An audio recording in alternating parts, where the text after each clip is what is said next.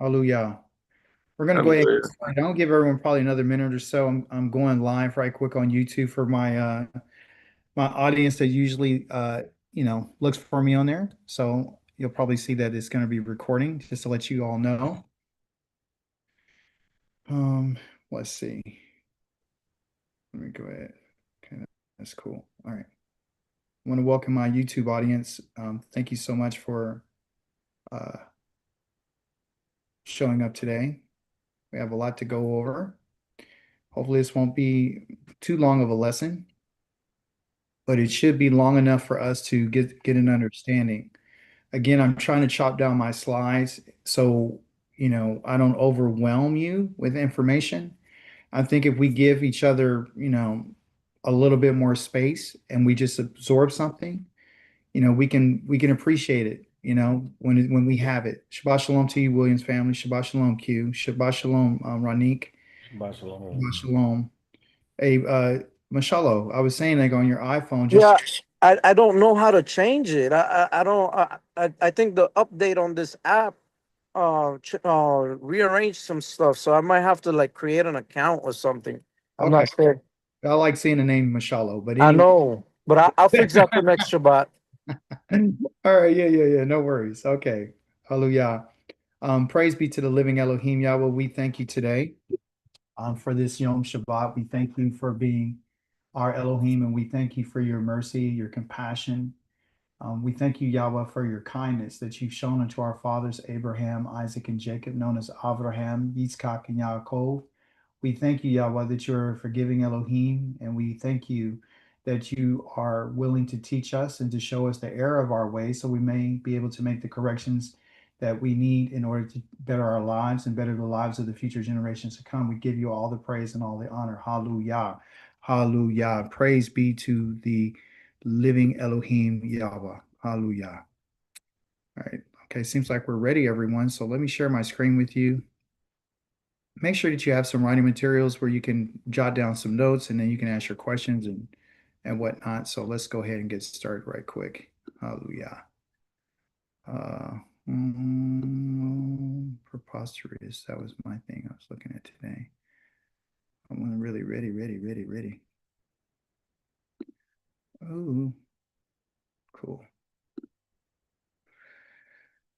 All right, here we go.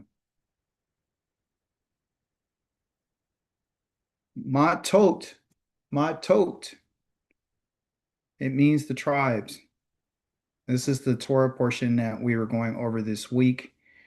And again, I know there's others who are moving a little bit faster down the road, but I don't think it's necessary. We're all still on the same path, especially when you think about what Yaakov was doing with his family. He sent part of his family a little bit, and then he sent someone else, then he sent someone else, and he has some space in between. Just as long as we're on the same path, I think that's what matters. Let me remove myself off of here so you don't have to see my face. Close my video off and then close this. There you go. Um, I'm going to try to stay in teacher mode today and really try to educate all of us, including myself, on what it is that we need to do in order to be the people that the Most High wants us to be. Okay, so here, when we talk about the tribes, we're literally talking about the families of, Jacob, right? So these are the tribes. There wasn't any tribes given to, Abraham. There's tribes of people that came out of him, but he wasn't considered to be the tribes. Yitzchak didn't have any tribes, but out of him came the tribes, which was Esau and Jacob, right? And then out of Jacob, he says that I'm going to have you have these tribes. So when you're reading this week, he's talking about the tribes, okay? And included, or what's inside of these tribes are the clans, and then you have the families, and then inside of there you have the individual households, and then you have, of course, the individual. So this is a very important Torah portion, and it makes sense for the family. I will speak about things that, I don't know, it may make you feel a certain type of way. I'm not, again, picking on anyone. I'm not trying to point out the deficiencies or the defectiveness of us as individuals. I don't want anyone to think that I'm personally attacking them because I'm saying things that have to do with the Torah. And so when we speak about the things of the Torah, often there's things in there that are spoken that's supposed to hit us a certain way and is supposed to rub us a certain way, and so we can learn. And so the Most High is really concerned about our learning, and as a result of that, that has to happen through correction. When we're not corrected or we don't take any corrective action in our life, or we're never disciplined, then we're not going to make the changes that we need to make. Okay. Within this word too, matot, because that's how you say it, matot. Okay. The tot there, the OT portion of this is literally feminine, right? So this, and this is a masculine noun, but with a feminine ending. Why is it important of it having a feminine ending? Because uh, the proper understanding of the tribes has to do with femininity. It really does. Like our souls are feminine, right? Femininity is a beautiful thing. It really is. Okay. So this oath right here is talking about the plurality, and in Hebrew, the oath means plural and the ah means singular. Okay. So if it was mata, then it would be, you know, a feminine staff, because that's what a tribe is. A tribe is a staff. It is a rod. It is a branch that was taken from a tree. Like Dr. Red, he has this beautiful staff and he had it all engraved and everything. And that actual wood came from some tree. And so they take those staffs, and when they first get them, they're wet. They're very flexible until they mature. And then once they mature, they harden up, and then you can use it as a staff to walk with. You can use it as staff to direct or lead or guide, or some of those other ideas that agriculturally have to do with the staff. Okay, so this is Matoth talking about the tribes. Here's just a quick overview or a summary of what you read this week. These are words that you probably don't even know, but I'm going to share them with you. I'm just telling you what they mean. Okay, so in chapter number 30, you had this word called nadarim, and nadarim has a root called nadar, and nadar means to make a vow, and it means to make a promise. The aim here is the plurality. So we're making vows. So the nadarim are the vows that are being made. The vows that are being made they have power. Okay, they have some power to them. There's people who have the power to either annul them or to validate them. There's promises that are being made, more specifically by men, women, and daughters. The young men are not mentioned. Okay, young men are not mentioned, but men, daughters, and wives. Okay, and also too, what you would say someone a divorcee or an elderly widow, an almana. Okay. Then also too, it has the idea of protection. So overall, we can take these three P's, which is power, promises, and protection. The protection is that the Most High is concerned with how is it that a father or a husband is to protect his family against things that are being said. And so, we're going to talk a little bit about that. Okay. That's what the Nadarim is. Nadar, again, is a vow. The Nadarim are the vows. That's in chapter number 30. 31 is this word called milkama, milkama. Okay. Milkama means war. Okay. And what's inside of it is this word called lechem. And lechem means bread. Okay. And bread is to devour, and it means to destroy. Okay. So, and then of course the me right here means who. So who is the one that is destroying? We learned that the Most High told Israel through Moshe to go ahead and go to war and go avenge by taking revenge on the Midyanim, which are the individuals who set them up to get involved in idolatry. Okay, because they are considered Yahweh's enemies, and they caused the children of Israel to go against the Most High, and he caused them to plague them, and he caused a whole bunch of other things that we learned last week about Pinchas going in and destroying, and atoning and all these different sorts of ideas. And of course, the settlement, right? So then he talks about a settlement. The settlement was about what do you do with the spoils and so forth and so on. So you read about that. I'm not going to deal too much about with this in particular chapter. There's a lot in there talking about the division of the spoils and whatnot. But the point that I want you to understand is that the Most High Anyone who's involved in idolatry, just like Israel was destroyed with the plague, 24,000 died. And of course, Pinchas stopped that plague. It's talking about the destruction. And here in this chapter, he's destroying the family. And he's going to unalive, or what you would say, kill all of the males and kill all of the firstborn males. And of course, you found that he wanted to destroy even the women who have been involved with a male. Okay, the only ones who were left alive was the daughters. Those are the only ones who left alive was a daughter. And the daughter who was left alive was the one who has never had intercourse with a man at any given time. And so they had to verify and check if that was the case. And then, of course, they let them live. Okay. Chapter number 32 is dealing with this word called new. Okay. N-U. Not like you can remember like a new car. Okay. New has this idea of discouragement. Okay. New has, and also too, the word new was used in chapter number 30 in terms of when the fathers were to um, make null or void the agreement that the daughter would do. So, but in chapter number 32 is being used a little bit differently, and I'm going to talk to you a little bit more about discouragement, and we're also going to talk about the wholeheartedness. So, primarily, the focus today is going to be on the understanding of chapter number 30 and chapter number 32. Okay. And I'm going to bring out some other things. As you see on the lower left hand side of the screen, we have a word called laka'ani. And this is a word or a phrase that I want you to remember. And this is something that I want you to understand, right? Because this is important. So laka'ani, right? So let me write it right quick just so you can see it, right? So it's just the L in English, which is this first letter right here, and a ka. Okay, so you could put a K and an A, just laka.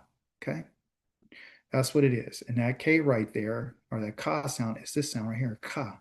So laka. Okay, so la ka. It's the sound of the L, laka. And laka means to you. Okay, and then of course the ani is an A and an N and an I. Okay, that I is really what they would have in English, two E sounds. So ani. Okay, that's how you would pronounce the I in Hebrew. It's called, which is a yod. It's E sound. Okay, so ani. Okay, so I want you to write down laka ani. All right, laka ani. Write this down. This is important. Okay, and I'm going to explain to you why it's important. Okay. If you and I are going to follow the Most High, this phrase right here will change your frequency. You know how you change a channel on a television, or you're going through, or you're scrolling through and you're looking for something to, that it grabs your attention and it makes you think a certain thing. So, like an algorithm that changes everything for you, and then they start giving you more of the same once you get to that algorithm. Well, this is the Hebrew language is like an algorithm. And so once you start saying things with the language, it'll change your frequency. Okay. So I want you to say laka ani, laka ani. This is your word for the week. It's not the word just for the day, it's the word for the week. And the more you say it, the better off you're going to be. Now, let me tell you what it really means. Okay. I wrote it out for you. I translated it for you, or transliterated. Transliteration means that I'm going to take a Hebrew letter like this one right here, and then I'm going to write it in an English letter so you can understand it. Okay. Okay. So to me, when I look at laka'ani right here, the laka'ani to me is just exactly the same as here. They're just the same sounds. They're just written differently. The L sound is right here. It's just written differently. So the Hebrew language is not hard at all. Okay. So if I know how to make the L sound like la, and you know how to make that sound, and then you know how to make this sound, ka, la ka. You already know how to make those sounds. It's already in you. You were taught that from a child. Okay. Because the English language comes from the Hebrew language along with Greek and Latin and all these other languages. This is literally the mother language of all language. You already have it. They use this language to help you write your alphabet. That's what they use. That's why ours is called an alphabet, but theirs is called an alphabet. So the Greek language, alpha is the first letter in the Greek language, alpha. Ours is aleph. Ours came first. Okay. So the laka'ani is the phrase that you need to say. And this is what it means. It means I'm yours. Okay. In layman's terms, I'm yours. Okay. The I am is ani, right? And the laka means to you. Okay. Or for you. So literally for you, I am. When I say I'm yours, I'm for you. Hear what I just said. When I say laka'ani, you're saying to the Most High, for you I am, meaning I exist for you, meaning that I'm yours. I'm whatever it is that you want me to do, I'm here for it. Okay. And this is very, very powerful, right?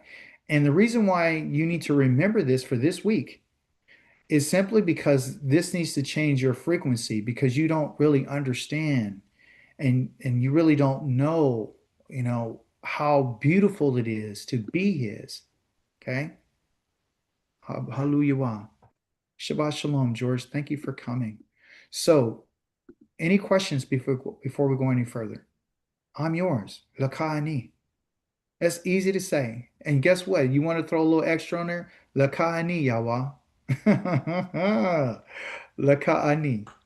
You keep saying this when you wake up in the morning. You say this before you go to bed. You say it while you're walking. You say it while you're at work. You say it when you're working out. And then it'll be a transformative frequency for you in your life. Okay. We don't want to read the Torah, understand the Torah just for the sake of reading or just having a historical context. We really want this to change our lives. Okay. So for you, I am. I'm yours. Lakani.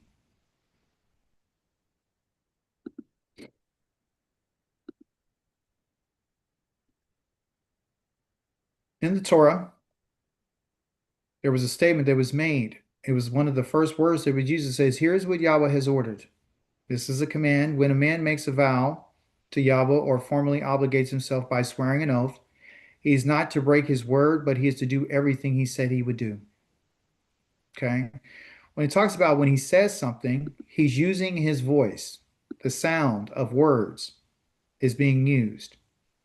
Okay. The Most High is concerned with a man when he makes a sound, and the sound is using words and making a nadar.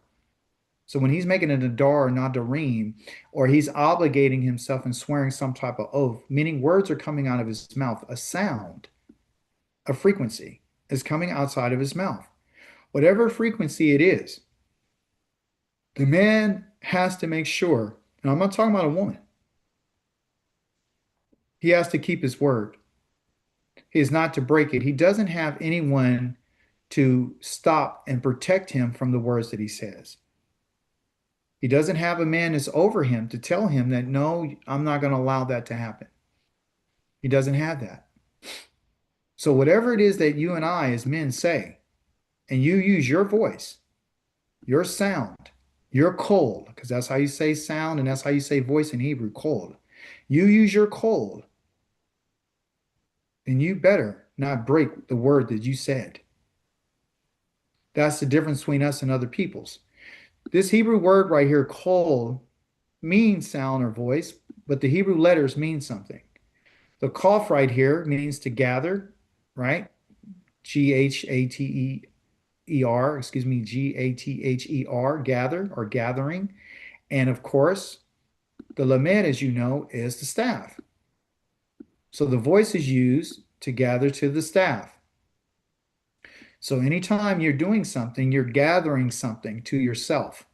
Okay. And I'm going to tell you what you're gathering. You're not just, we've been told that we're just saying things, we're just running our mouths and we're talking and there's no accountability, but that's not the case with Yahweh.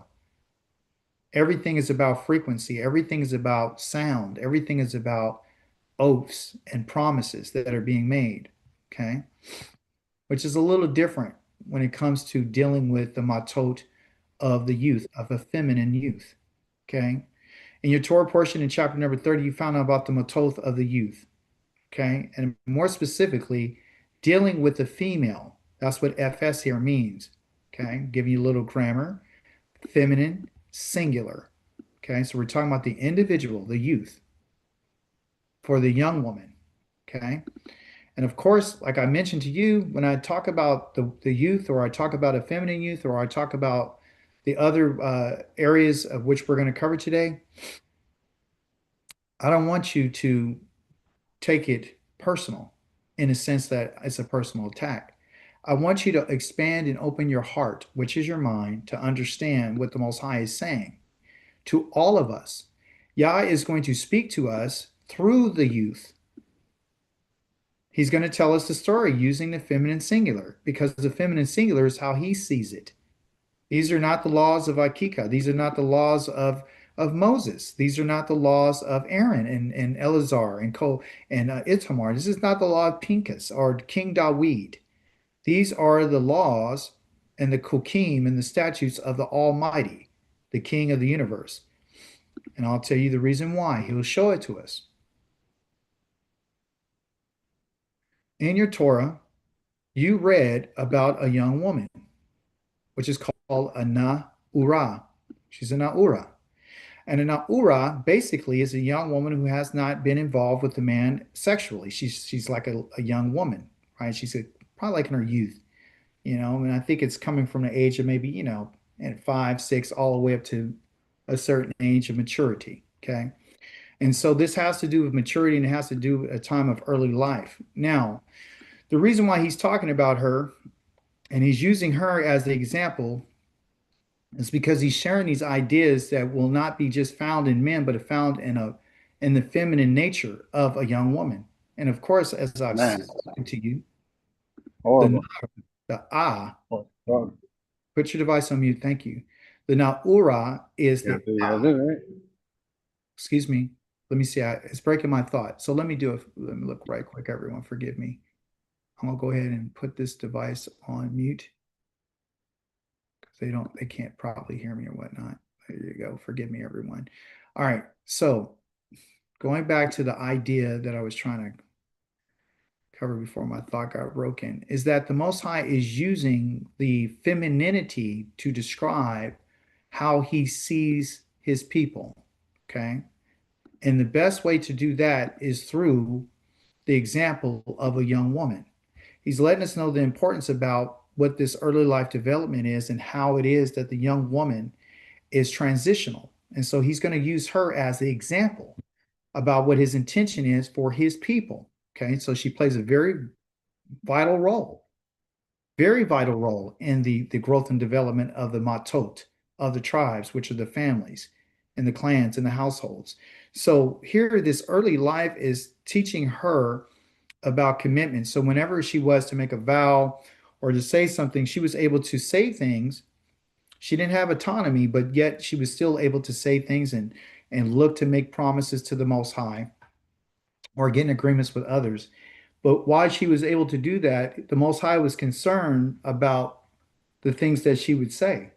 And so he put like a safety mechanism in play with the father. Okay.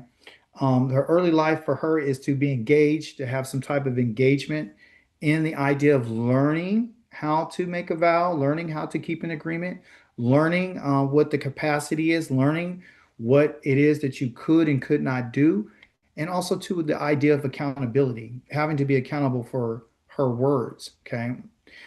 Development here, of course, is self-development. And so we get that through her and through her life and what she's able to, learn along the way. And this is because she's living in the Beit of Av. She's living in the house of her father. Okay. I want you to keep this in mind. She's in a relationship is with the house of her father. Okay. I'm not here to badmouth. I'm just here to bring it out because the Most High is going to show us something about the house of the father and the house of the husband. Okay. The Av, of course, as you know, is the strength of the house, right? So this is the first male authority that she has interaction with is the father, the first one, and it's in his house. Okay. This is where she's getting that development from because the father is determining what are the things that she's capable of doing and what are the things she's not. Okay. It wasn't like, no, you can't do that, and probably never give any explanation.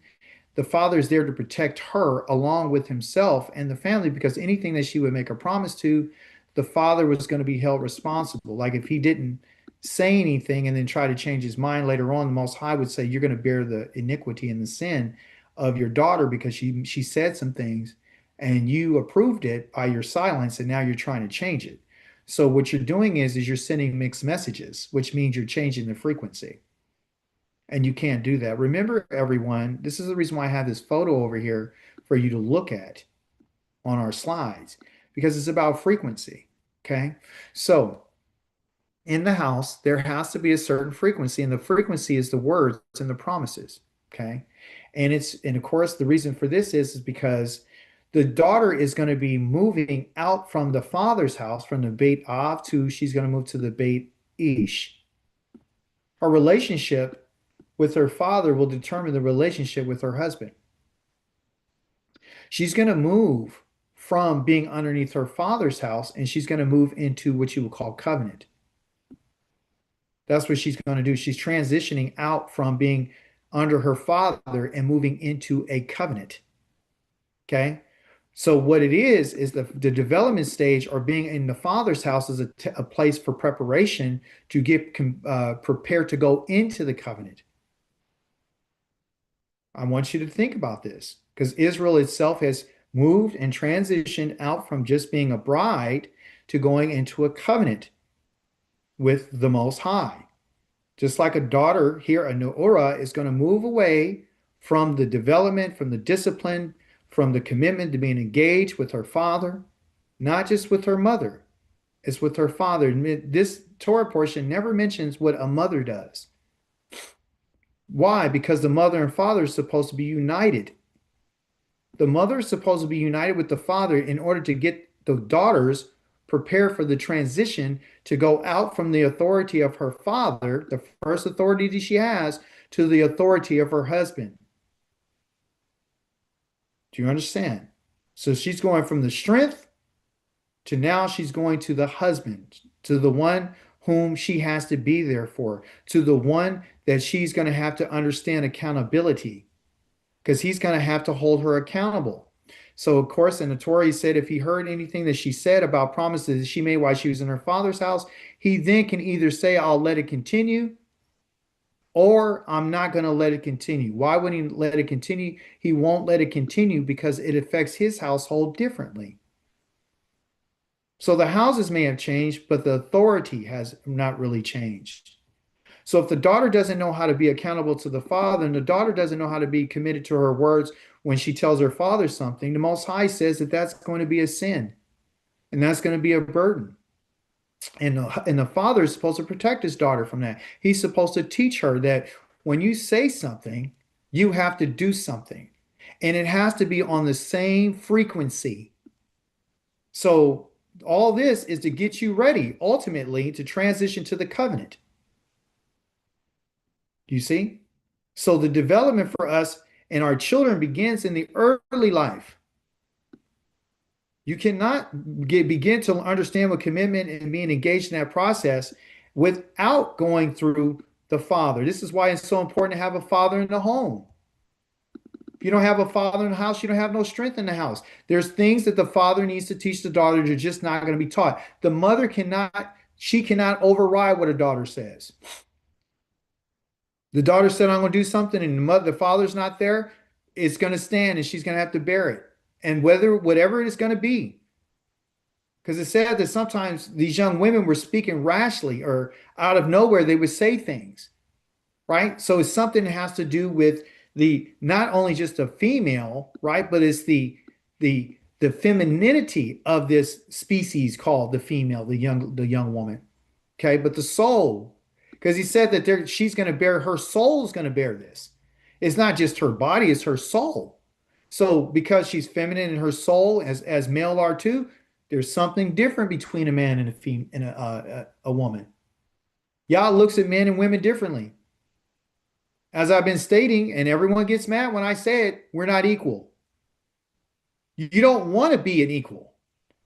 You want to be what the Most High called you to be, because what you're going to be and what you should be is everything that He wants you to be, to whomever He sent you to be that.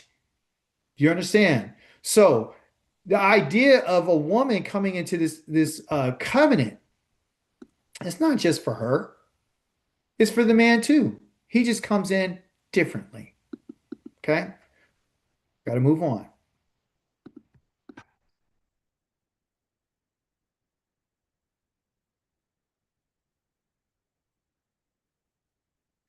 Again, he said, but if on the day that her father hears it, he expresses his disapproval, then none of her vows and obligations she has bound herself will stand, and Yahweh will forgive her because her father expressed his disapproval. Now, talking about this forgiveness, the reason why Yahweh has to forgive her, everyone, is because she said something, right? And she wasn't able to perform it. She said something. So anytime someone says something to the Most High, or even in an obligation or agreement with anyone else,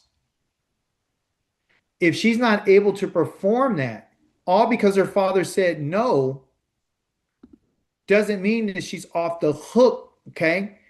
So the father's not just voiding it out just because he just has a disapproval of it. He see that it's not going to work for her and it's not going to work for the family. So because she still said it, she still needs forgiveness. Because those are the type of people we are. Because that's who we're connected to. Yahweh says he will forgive her. Why would you have to forgive Yahweh? Why would you have to forgive her? And even because her father disapproved, so she's off the hook. No, he still wants someone to be responsible. She's still responsible. It takes forgiveness to get her off of the frequency. So the words that came out of her mouth was a frequency that went out to what you would call the atmosphere. And these words and this frequency is staying around. So the promises that have been made have been issued out of our mouths, not just the female, but the male too. The male, if you say something, you don't get the additional protection of a father saying, no, I disapprove of it. But the female does.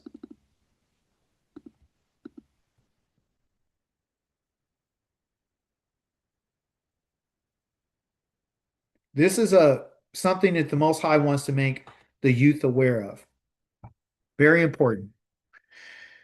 It talks about this awareness. You found this in Ecclesiastes, which is called Koheleth. Okay. And it's talking about the awareness and accountability. It says, a young person, if you spend your youth only having fun, um, you know, if you spend your youth only having fun, if you use your early years to just entertain yourself, and if you follow your heart, within your mind as you live your life, then let your eyes be, let your eyes be your guide. Understand that for all these things, Elohim will bring you to judgment. This is written in a book called Ecclesiastes, but I want you to direct your attention down here to what that in Hebrew, what that word is called. It's called Kohelet. And you can see this Kof right here, which we had earlier in the word Kol, and you have this word here, the Lamed right here. Okay. But it's called Kohelet. Okay. And so what it is still a gathering. And this word is called Ecclesiastes, meaning the preacher. And what the preacher does, he gathers all the people and he assembles them and he begins to teach them. That's what a preacher does, right? Kohelet. So in English, it's a preacher. Here, it's called a Kohelet. A Kohelet, again, is someone who's gathering to the staff. And the way that you gather to the staff is you gather to the voice. Okay? Now, this is the part that I want you to understand. And I want all young women, fathers, daughters, sons to listen. When it talks about gathering to the staff and it's talking about this voice that the Most High is talking about, the Most High is using the father in the home to be the voice, to lead the people back to the voice, to gather them to the staff. When you're gathering to the staff is to learn. That's what the letter L is in Hebrew, learning. Okay? The gathering is if your dad is teaching or your dad is trying to learn something, he needs his daughters to be there to gather to the staff.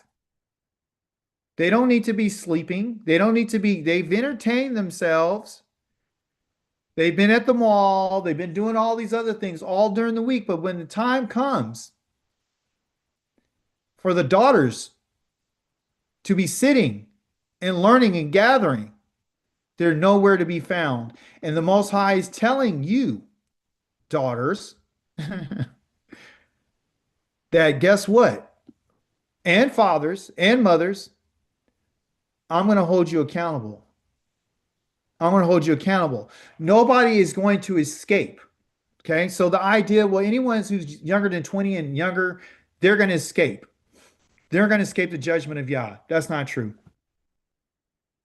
If Yah sees anything inside of any of our children that he doesn't like, he will remove them from the family line. This is not a threat. It's a promise. I can show you all the places where he says that I don't like this person, so you got rid of him. I can show you all the places where the children were gathered on the certain times to assemble the people together. There was nobody sitting outside of the circle. Everybody who was there to learn, if they didn't learn, like Nadab and Abihu, which are Aaron's sons, priests, who did something incorrect, the Most High took them out. Okay? The Most High is not going to allow anybody that's not willing to humble themselves to come and gather to the staff and skate their way through and be gathered with the children of Israel. You can find this in Deuteronomy chapter number 29. He says, there's people that are among you that think they're just going to escape. They're going to be okay because they're with the group. And the Most High is telling you, no, that's not the case. He's going to bring everyone into judgment, just like the young woman who said something.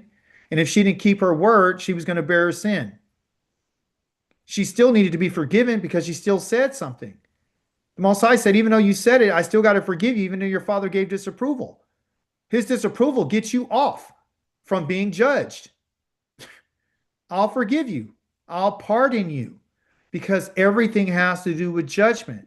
So what is he saying? Is he attacking just the young women? Is he attacking the Neorah? Is he attacking this beautiful woman right here who's going to develop into a mother and a wife? No, he's using her to let us know that I need everybody to gather, to learn, from the smallest to the weakest. I need everyone, the strongest, the oldest, the youngest. Everybody is going to be brought into judgment and accountability for the frequency. Because if you don't show up, there it is again. If you don't show up to the call through the voice of the shepherd, if you're not showing up to the call and you're not listening to the voice, you're not listening to the sound, do you understand? There's going to be a problem. But if on the day the father hears it and he expresses his disapproval, then none of her vows or obligations she has bound herself will stand. Yahweh will forgive her. Why? Because the father said no. Because the father understood. See, the reason why the Most High doesn't hold a young man responsible, listen, he doesn't give him any protection. Excuse me, I said on home responsible. He doesn't give him any protection like he's given to the daughter. Is because the role of the young man, the Na'ar, not the Nu'urah, but the Na'ar. Okay, the young man is a Na'ar. Okay, that's what he is. He's a Na'ar, Naar. Okay, he's a Na'ar. He's a young person. Most High doesn't give him this. He doesn't have that ah on the end, aura. He doesn't have that ah. He doesn't have that femininity. So because he doesn't have that, the Most High is like, okay, well, you know, you're not going to get that. You're not going to get that provision because the Na'ar is going to end up ultimately becoming a father. There is no equality between a Na'ar and a Nu'orah. When he has to redeem a male versus a female, their prices are different. It's different for a male than it is for a female. It is. You say, well, is it contingent upon, is her value less than him? No, it's not. They're just different. They're different. They're not equal. They're not the same. And once we understand this, we'll all be better off. If we understand what Yahweh says and we accept what he says and we stop trying to circumvent what he says, then we're going to be fine. Well, I know the Western culture taught us that we're all equal, we're on the same page, and you make more money than me, so you have more authority than me. No, it's not the way that it works. Because if it is that way, you're going against the voice. We're going to the voice to be gathered so we can learn on what did the Most High say. These are laws that appertain to a father and his daughter and a man and his wife. That's a law. That's a kukim. That's a decree. That's a something that has been written down in the heavens. It's a frequency. Now the matot here, again, talking about the tribes, we're dealing with the mature.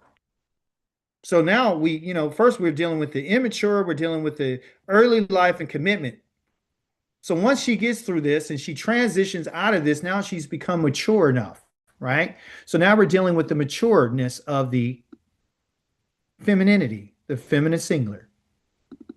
And so who would be mature? The maturity is going to be found in what you would call this word, kalula, okay? When a young woman, you say, well, this is all about a young woman. No, it's not. Listen to me. The Most High is using the young woman to teach us. He has to use somebody. Okay? The kalula. Okay? You see that ah right there? Kalula. Not Kahlua that you drink with some milk.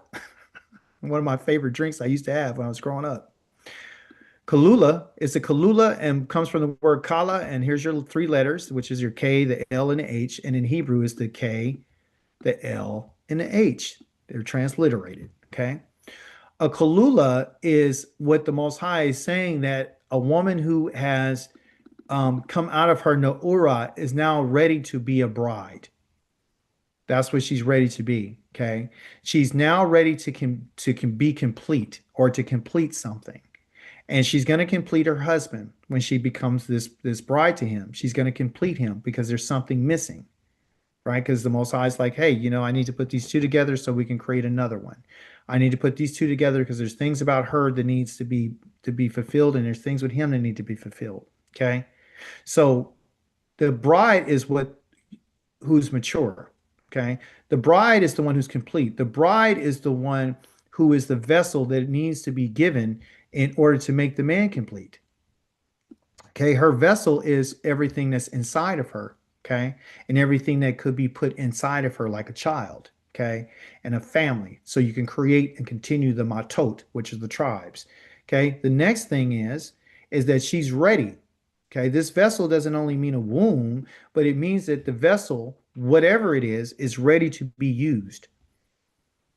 Okay, so a bride is only going through the process of being in her father's house in order to prepare her to complete someone else's life. Just like when Abraham was looking for a bride for his son, he was looking for certain characteristics. He was looking for one key ingredient: is she willing? Not only willing to come, but willing to fulfill the need. Is she ready? Has she been prepared? Is she a vessel that's cracked, that's leaking water? Is she a vessel that's ready? So here it is. Okay. And there's a whole bunch of other words to go along with this letter right here, the kala, right? Or the kala. I have the word ketuva right here, which means something that's written. Okay. Katav means to write, and ketuva is written, and written means an agreement. So when you come to maturity and you're ready to go into a covenant, you only can go into that covenant through a ketubah, which is a written agreement that the husband gives to the wife and tells her, this is what I'm going to do for you. Okay. And that's it. He tells her, and he says, okay, but you promise, you're going to make a vow, and you're going to promise that you're going to do everything that I've listed inside of this ketubah, and everything that's in this writing that I'm going to give you. You're going to do that. Now, based upon what she was taught by her father, and her mother would determine whether or not she'd be ready for that. Is she ready to fulfill and to complete what? The man. Now, here, let me explain something to you about being complete and completing the man. You're not completing the man because you open your legs to him. You're not completing the man because you put food in his stomach. You're not completing the man because you're pretty. You're not completing him. Okay? The type of man or the man that you're going to complete, the man who's following the Most High, is the man who has a mission. Okay? That means that you're ready. Listen to me very carefully for those of you who want to teach your daughters this, or those who watching live by stream, or those who may be interested in one day you have a daughter, you want her to grow up. You need to prepare your daughter to be ready to complete the man's mission. It's not her to complete herself, it's her to complete him. That's what the woman is, or the young woman is coming to maturity for. You understand? So she could become the bride to complete him. So whatever it is that he wants to do and where he wants to take his family, oh, praise be to Yahweh. Okay? And he wants to use you or your daughter for his use. Okay? So what does this have to do with the Most High? Akika. I'll show it to you in a second. Okay?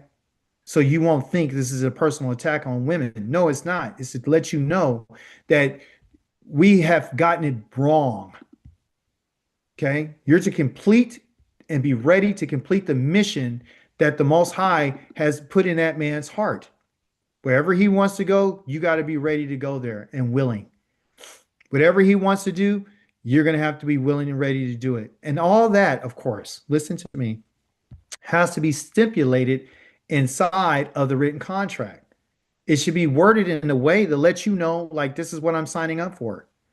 I understand the terms and conditions of this agreement. I understand that. So in all fairness to the woman, right? So when you do a ketubah, the ketubah has to be agreed by the woman. Okay? But the woman who hasn't been gone through this process, who's never been told no by her father and never listened to that, she's going to have a problem. Go ahead, Kel. Yeah, Kika, is the ketubah, is that something that is like a one-time contract that would be written down one time and then never changed, or could that be changed later on in the future if the man decides he wants to change it? No, he can't change it. He has to be very clear in his directives and what his goals and mission is. So, for example, I've written a ketubah. Me and Dr. Yared wrote one, and we have, and it's a beautiful one. It states everything. It tells you exactly what the man says, all the promises I'm going to do for you. And these are the things that you promise that you're going to allow me to do for you. That's what it is. So it's not going to be changed. It's written. Once it's written, and that's it. Okay. Now you can add on there some other things, like if you want to put an oath, like, hey, if you do this, this is going to happen. If you do this, this is going to happen. You give it a little bit more detail, right? But it's very clear. And if anyone wants to see what a ketubah looks like, I got one. Okay. So the bottom line is that a woman should not go into agreement, especially a young woman, unless there's something written out for her to protect her, to let her know, like, this is what it is. And then the parents, the father and the mother, go over and say, hey, is this something that you can do? And if she say, yeah, I'm ready to do it, then guess what? You better be ready. You better be ready to do whatever it is that you want to do. It's not going into slavery. Is what a ketubah is, a form of protection, and it's protection for the bride. That's who it is. Okay. You understand? But she has to understand her job is to complete him and whatever it is he needs done. Just her being there is not completing him.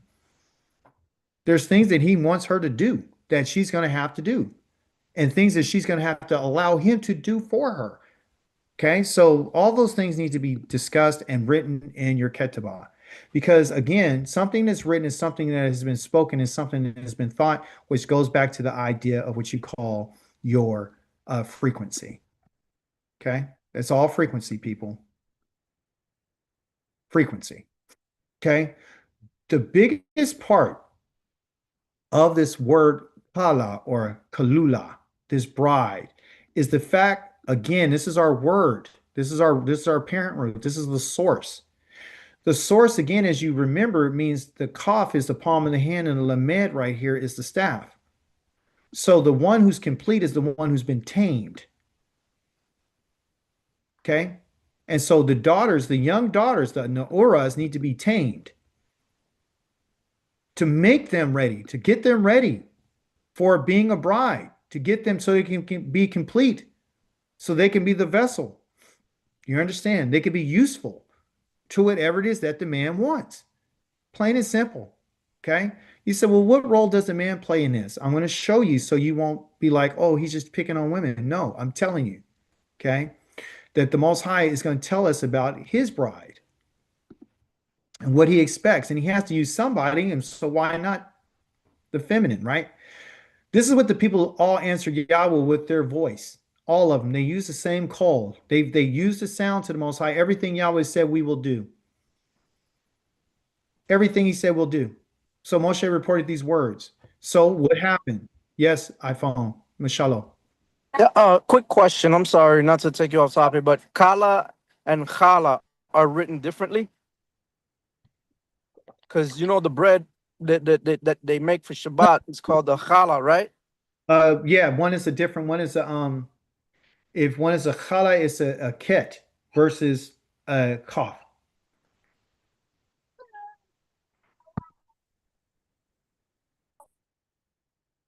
I gotta look that one up. The challah bread. Yeah. So listen, everything the Yahweh said we will do, they used a frequency. Do you understand? There was a frequency used. Okay. Now listen to this. The young woman is going to become mature. Okay. It's not just talking about the young woman. Yah is using the young woman, the Noora, to tell you what he's expecting of Yisrael. Yisrael is Yahweh's bride. He said, I remember your kindness when you were young, when you were a Noora. How you as a bride, okay, you loved me. How you followed me through the desert through a land not sown. Okay, that was in your Haftarah. Okay, so the connection is the Most High is telling us through this is the reason why the Haftarah is so important. He's telling us that I remember how you used to treat me when you first came out into the wilderness. I remember that. So when the Most High is saying, when I espoused you to me, because that's what a bride is, it's not like a wife yet. She's in her process of before she accepted the terms and conditions in terms of her getting married or consummating the marriage, excuse me. So what happened was, everyone, is that the Most High brought Israel out of Mizraim and said, okay, I espouse you. I want to marry you. Okay. And he then in chapter number 19, he tells them the words that he came and he said, look, this is the things I need you to do. I need you to always listen to what I'm saying and always guard what I'm saying. So do what I say, obey what I say, and guard what I say. I need you to do that. And Moses went and told the people that. The people heard those words of the marriage of the ketuvah, because that's what it was. And he gave them a ketubah, okay, or something that was oral, an oral ketubah, okay, and told them what it was. And he said, I'm going to do this. And they said, yes. That's what they did. They responded and said, yeah, we'll do everything. He didn't say you're going to do 10 words. He didn't say you're going to do 100 or 1,000. He said that this is what you're going to do. You're going to always guard and obey what I said, and you're always going to listen. Okay, you're always going to listen to what I'm telling you. That's all the Most High is asking from his bride. She said, yeah. So here he's saying, hey, I remember your kindness. When I espoused you, I remember how nice you were to me and how you were kind, because you said, yeah, I'll do it. So she's sitting there, and Israel's like a woman to him. She's sitting there, she's beautiful, and it's like, yeah, I'll do it. I want you to be my bride. Yep, I'll do everything you say. He said, you love me. Yep, sure did. And he said, you follow me through the desert, through a land not sown. But something happened. So the frequency was there, right? Because his intention is to make her a wife, an Isha. She's no longer an Ura anymore. She had transitioned out of her father's house to become an Isha. Now that she's an Isha and a wife, Now she's saying that I'm going to be supportive. Now, remember, we're not just talking about the woman in chapter number 30 of the book of Numbers. We're talking about Yisrael. You're saying that she was saying, I'm going to be supportive to what you say. I'm going to be the foundation of that. I'm going to support that. I'm going to give you the information, meaning I'm going to keep you informed. That's what information is. I find out some information. I'm going to keep you informed about what's going on everything. I'm going to keep you informed on everything. Okay. Covenant. Isha is the one, like I said, it goes into the covenant through the ketubah. Once she goes into this covenant, she only went into it because of her willingness and her eagerness to do what? To guard, as was stated in our covenant, to guard and to honor and to respect, meaning to obey whatever it is that the covenant said.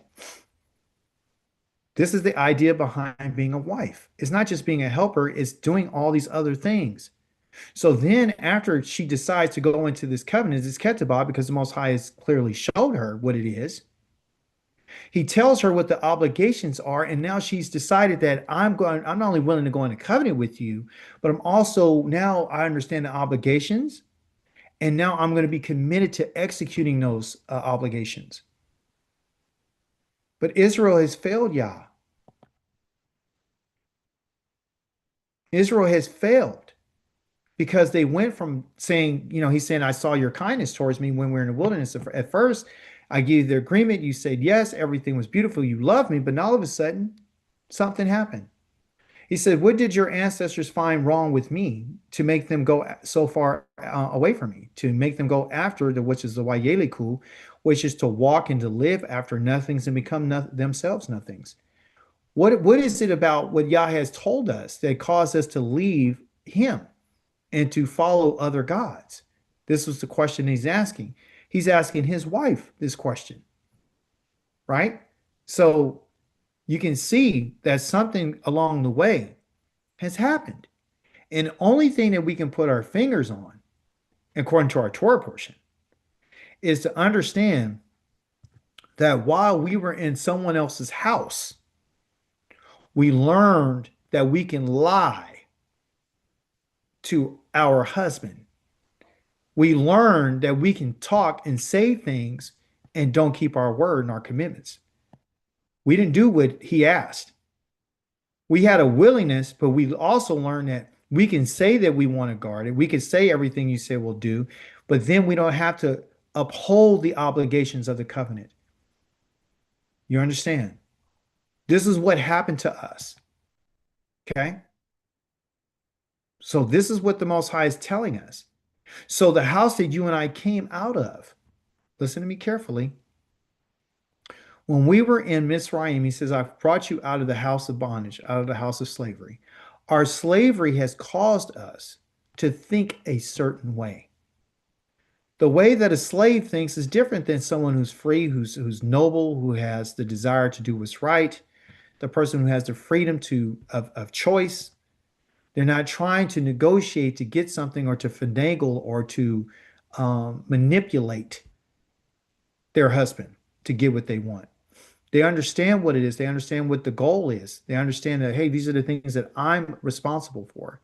So the greatest thing that the Most High wants us to understand, everyone, because he said, what is it? What made them go so far away from me?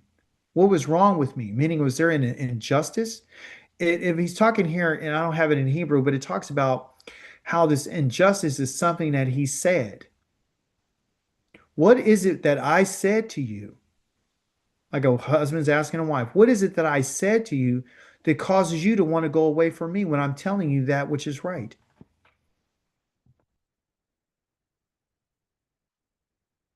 Hopefully you can see the connection. One part of your Torah portion had dealt with the older woman, the Isha, the Ura that we went over. We got the young woman. Now we have the mature woman who's the one who's ready complete to be a wife.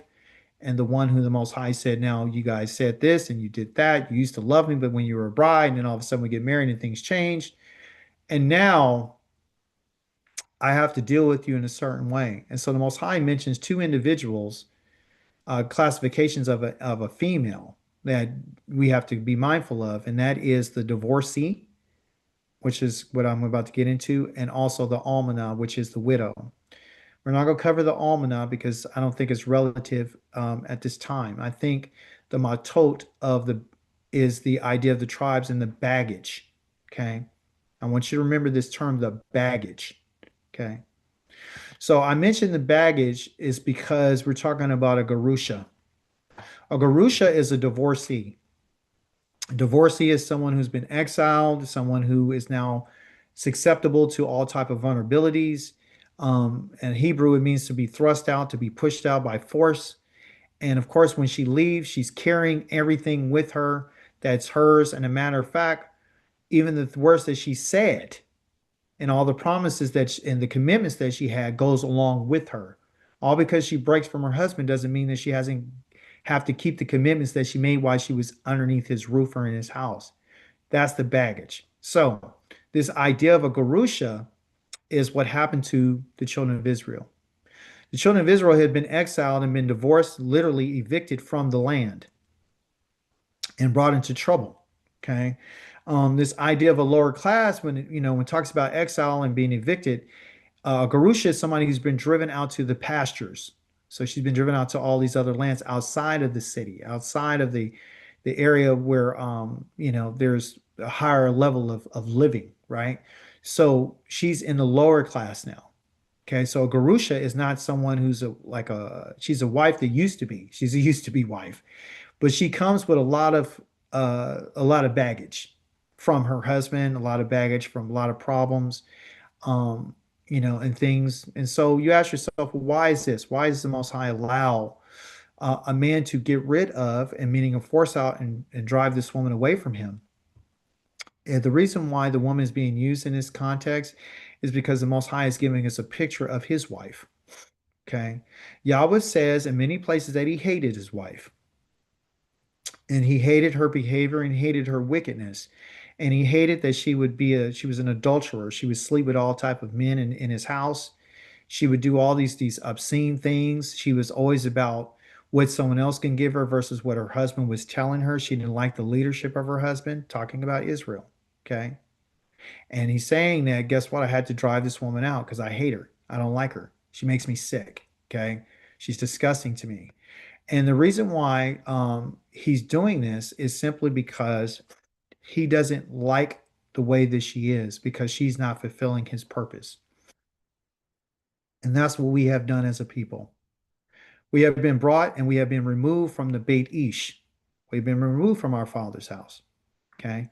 And now in some contexts or some instances, if the woman does have a husband, or excuse me, a father that's still living, she can go back to her father's house and live underneath his roof and go back as she's a Naura again, because now she's under his leadership and his authority. And then she would become like a young woman again, following his laws and everything in his ways underneath the roof of his house. Okay. When she gets exiled, she's now exposed to physical, emotional harm. She's very vulnerable. Things can happen to her, right? And so the Most High is giving us a picture of what it is for us as a people, what's happened to us. We've been removed from our husband's house. We've been removed from his land. He's literally kicked us out of his house and said, I don't want you around me because of your whoredom and because you're not doing what I need you to do. He's sick of it. Unlike the New Testament, it says that the Most High or the God gave you this commandment to that you can divorce your wife simply because of the hardness of your hearts, which is not true. The Most High never gave the command because of the hardness of Israel's hearts. He's given Israel the commandment to be able to get rid of these women because he understood that if they are not complete and not ready and willing to do what you need them to do, there's no need for them. And one thing that we need to understand, and I want you sisters to hear me very clearly. If you have a man who has a mission, he's on board with the Most High, and you're not fulfilling the role that you need to fill, you need to plan on getting divorced. You need to plan on getting divorced. You need to plan on understanding that you're going to be driven out. And it's not just because he hates you out of nowhere, it's because you're not fulfilling his mission and you're not fulfilling his purpose. And he can go find someone else to go fulfill his mission. There's a whole bunch of women out here that would be willing to follow what it is that this man wants to do. That's what it is. And it's not a threat, it's actually what it is. So you don't want to be the divorcee. A lot of women think, well, I can go ahead and get a divorce. I can take half of everything he has. But what you don't understand is this: you are not supposed to be that woman who's supposed to be by yourself. You're not supposed to be by yourself. You were never, if you were raised, because a lot of women are raising their daughters to be independent and don't need a man. And you can look right now, 87% of the people I hear, men are not marrying these women. Why? Because they say often that they're not ready and they're not prepared to be wives. They're looking for wives. They're looking for someone to be able to accomplish what they want for their families.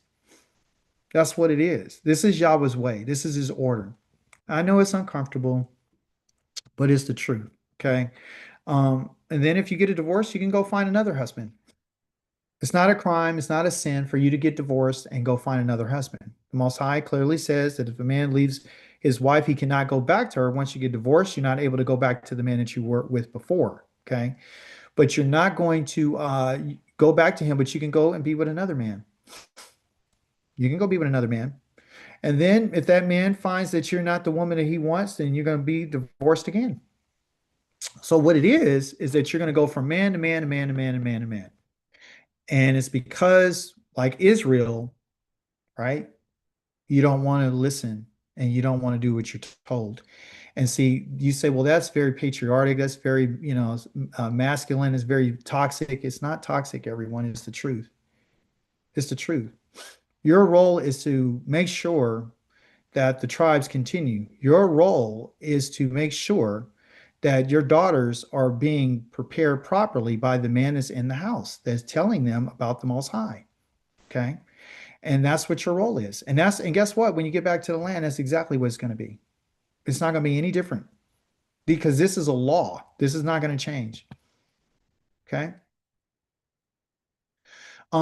As a Garusha, you need to understand too that the Most High tells us in Ezekiel 20 that I will make you pass under the staff and bring you into the obligations of the covenant.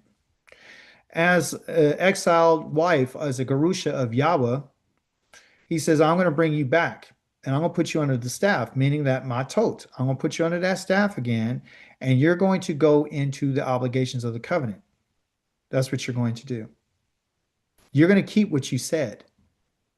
That's what you're going to do. You said that you were going to do everything that I said. Remember in Exodus chapter number 19, everything that Yahweh said we will do.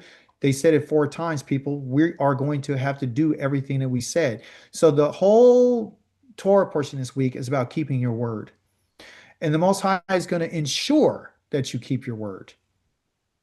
He's going to make sure that you keep it. Okay. And it's his way of protecting you is by saying, I need you to keep your word. Now, let me tell you a little bit about this too. Okay.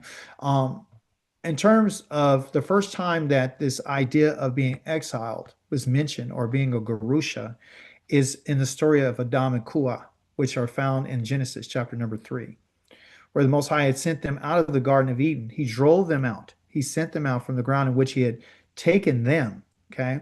And he drove the man, which is both Adam and Kua. It's not just the man. He drove them both out. And he placed them at the east of the garden in the Kovarim, which are the Malachim that are on fire, the guardians, flaming swords, which every direction will guard the way to the tree of life. So this is the first time that it's mentioned, right? So the Most High has Garusha, humanity. So we get our proper understanding about what Garusha really means. It is a driving out of the humanity out from where they're supposed to be. Okay.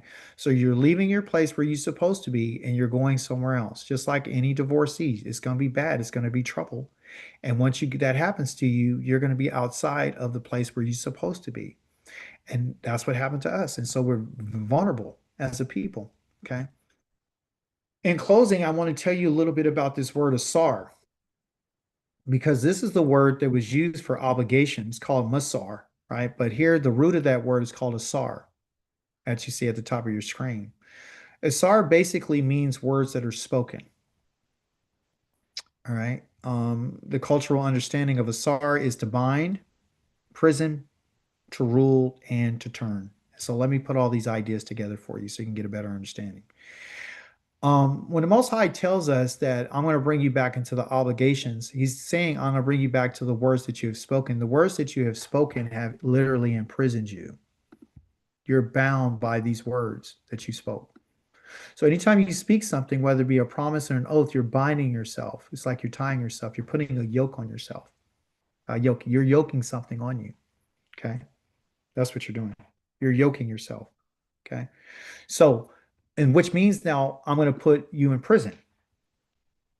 Right. So when we said what we said to the Most High and we made a promise to him, he told us, if you break your word, I'm going to put you back in, I'm going to send you to the nations. And I'm going to do this, I'm going to do this, I'm going to do that. So he told us what it was going to be. So what has happened to us is that you and I are bound and we're put in prison because of the words that we said. It's not just because of the idolatry that was practiced, because idolatry requires death, right? Because he says anyone who makes these gods shall be put to death. So it's just not the idolatry only, because our people are dying from idolatry. What he's saying is the words that you have spoken to me are the words that I'm going to hold you to. Those are the words that have caused you to go into the prison that you're into. Okay.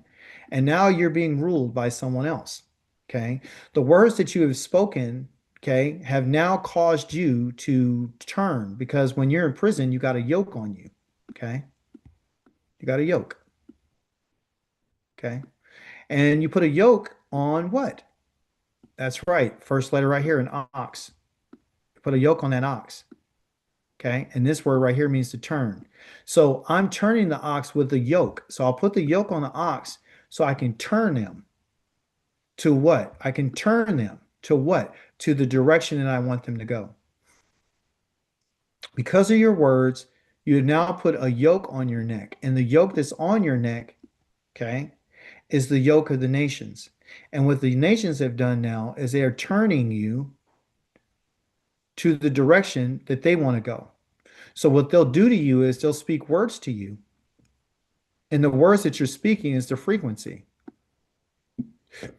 And the frequency will direct you to go somewhere or direct you how to feel a certain or to bring you to a certain place.